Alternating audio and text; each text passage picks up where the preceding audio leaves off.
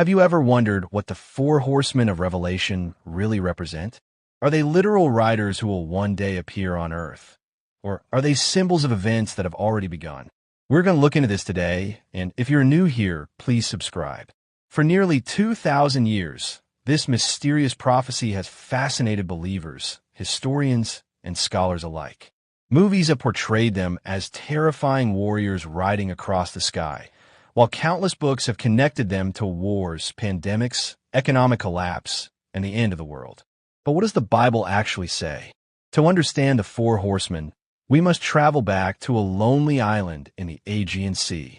Around the end of the first century, an elderly disciple named John had been exiled to the island of Patmos because of his faith in Jesus Christ. Far from churches and cities, John received one of the most extraordinary visions ever recorded. This vision became the book of Revelation. John described seeing heaven open before him.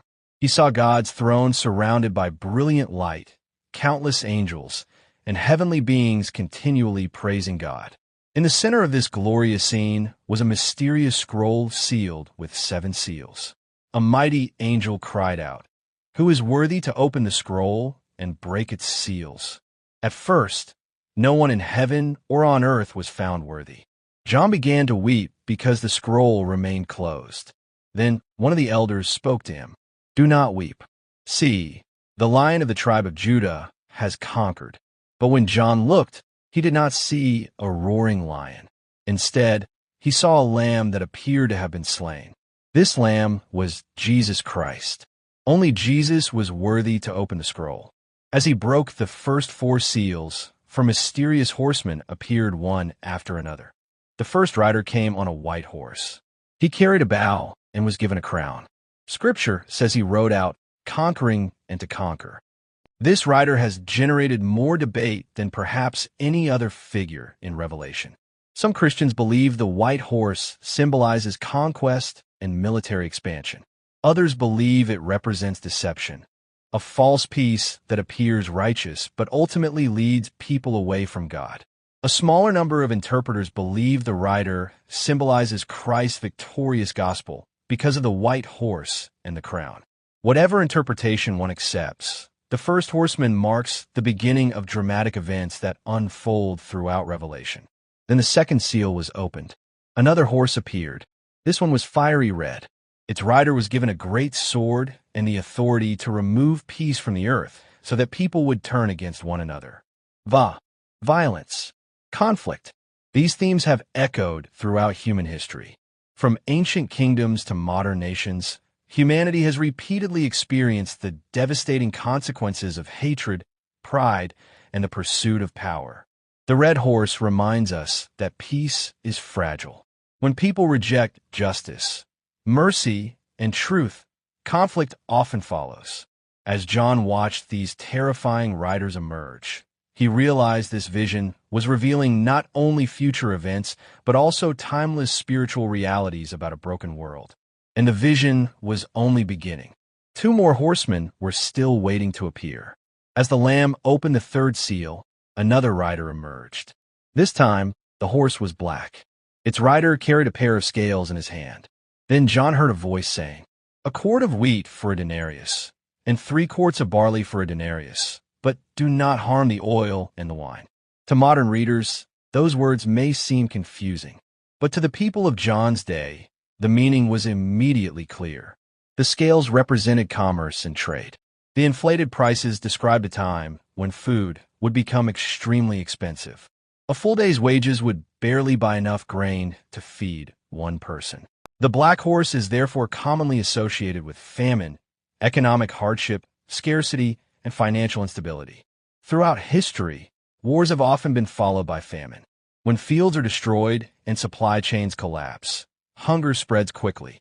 The black horse reminds us how fragile human prosperity truly is. Then came the 4th and final rider. As the 4th seal was broken, John saw a pale horse.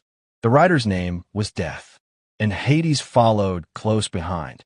Unlike the previous horseman, this rider is identified by name, Death. Together, Death and Hades were given authority over a portion of the earth to bring destruction through war, famine, disease, and wild beasts.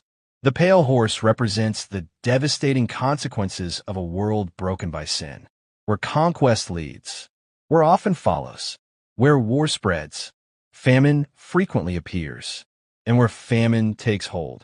Death is never far behind. The four horsemen are not isolated events.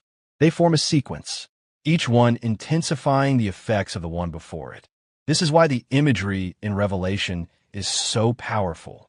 It paints a picture of how human rebellion can lead to suffering on a massive scale. But here's something many people overlook. The four horsemen do not act independently. They ride only after the Lamb opens each seal. That detail is crucial. It reminds us that even in the midst of terrifying events, God remains sovereign.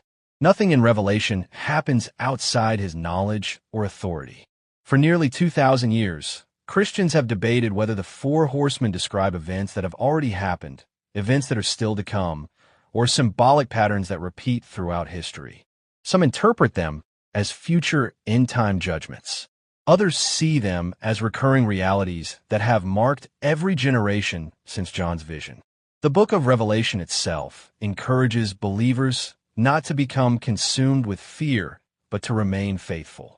Its central message is not that evil wins. It is that Christ wins.